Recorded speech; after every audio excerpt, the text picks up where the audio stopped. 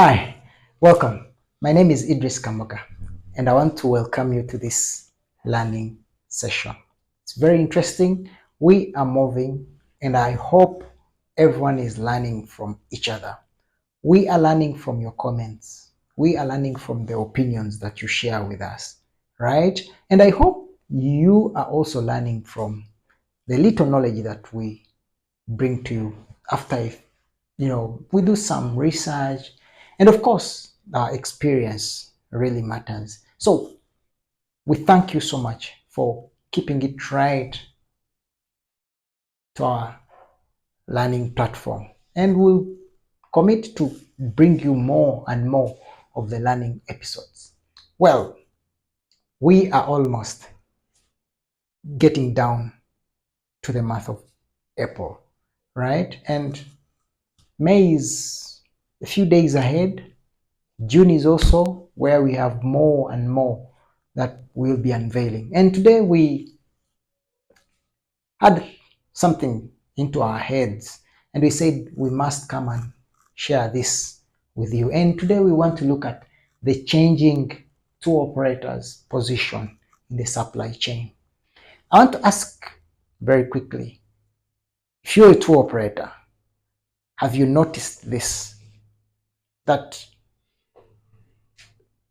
the last 10 years, tour operators in the supply chain had a position that has gradually kept shifting. And at the moment, we are continuing to shift in another position. And I'll tell you why. Of course, technologies in a lot of advancement have come in, but we want to show you what we are talking about and what was there before, right? As you all know, what a tour operator does, it's tour operator aggregates all services, gets the hotels, the flights, the transportation, the attractions, and the experiences, puts them together and sells them in bulk to a guest, right? So previously, as we refer to the positioning, previously, let's look at previously. See, previously, this is what we had. See, we had this as the guest, right, or customer. You can call client, right? That's what we had previously. We had the tour operator in the supply chain. This is a tour operator, right? The guest would inquire services from a tour operator, and the tour operator's role was to book hotels, car rental, car hire, was to book experiences, attractions, etc. And indeed, a tour operator would make a sale out of that. So why are we talking you through this, changes? You as a tour operator, you can as well plan to strategize. Because you see, if you don't change, then change has to change you, right? This was the ordinary layout of the guest would book a tour operator through a tour operator and get services, hotel, car hire, experiences, name it. However, things have changed. We have a guest here.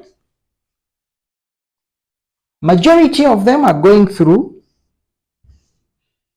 international, let's call them international agents or tour operators. Then here, this is where we find the on ground. Actually, we can check it to say on ground tour operator. Now,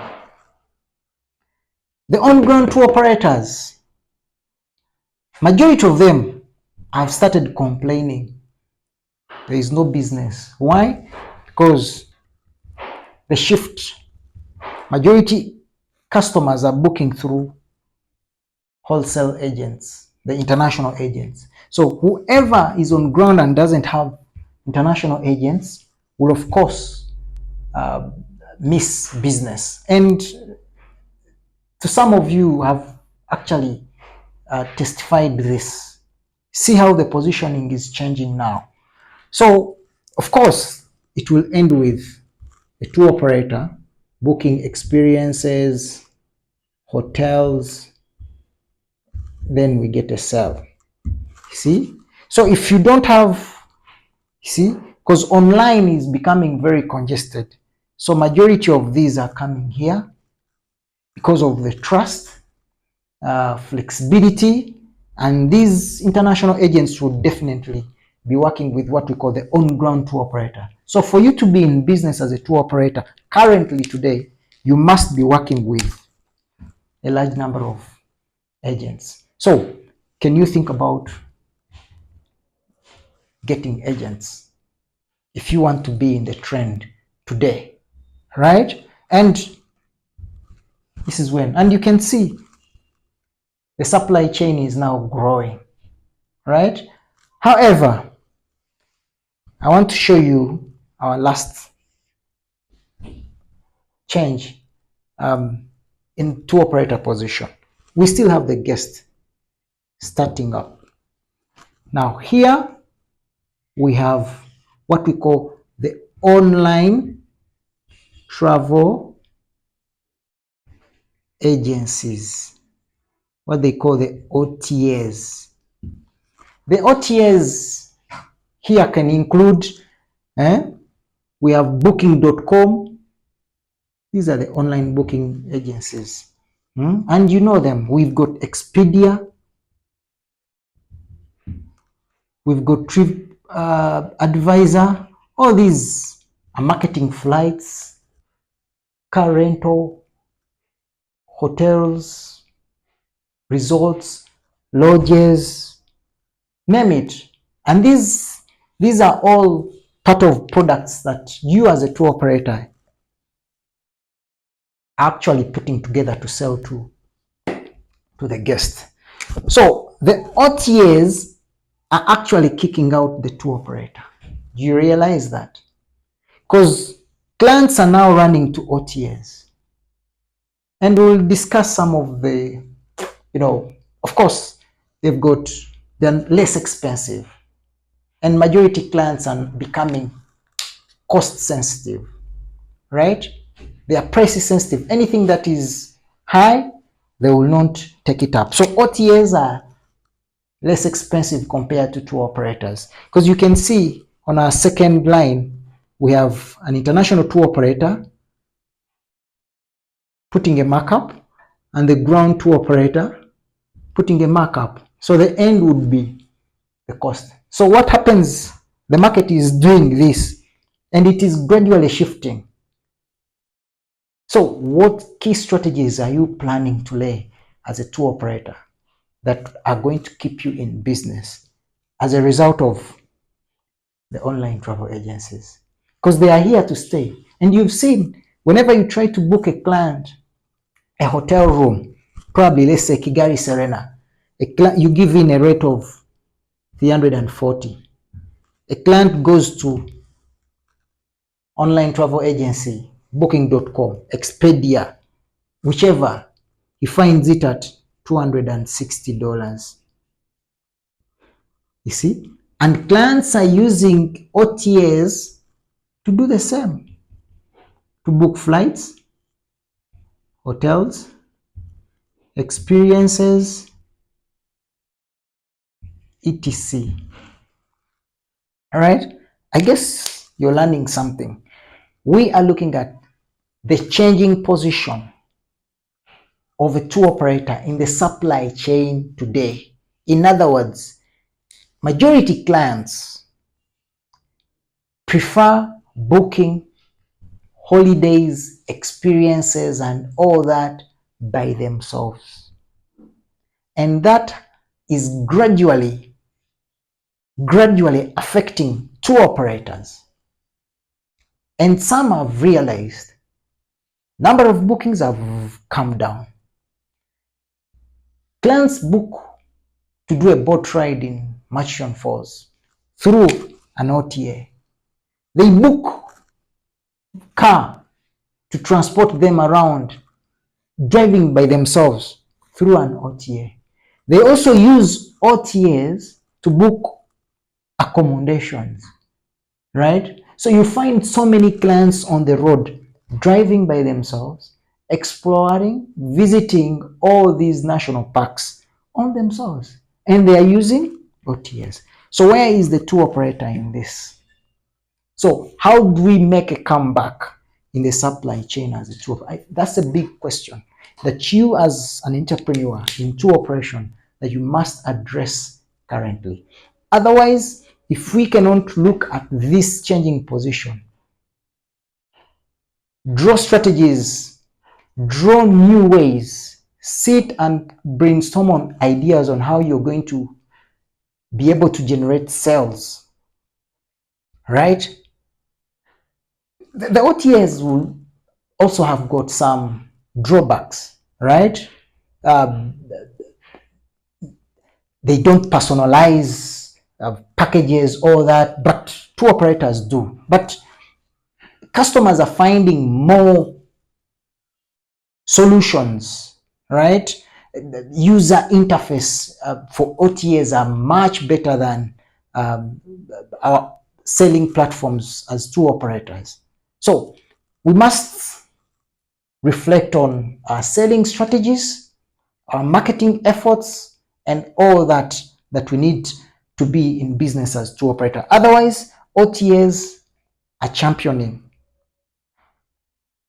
And in one way or the other, as we've looked at the last segment of our today's learning bit, is tour operator is nowhere, right? Because as I speak,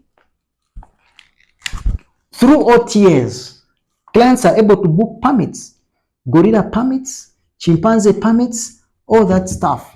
So they no longer need a tour operator. So we are sitting back, and indeed we will have no business probably in the next, you see. So try it out, see. And the point here is, why are we coming out to alert you on this changing position in the supply chain of a tour operator? Is at least to re-strategize, right?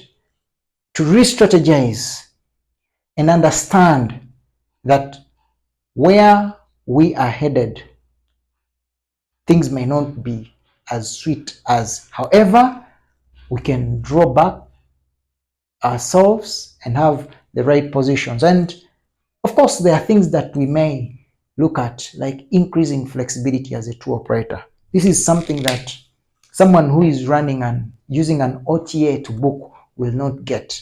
So if you can look at that, and clients are no longer more onto sustainability, but rather cost sensitivity, right? So that's a small piece that we wanted to bring to you today, and I hope you've learned about you, a tour operator.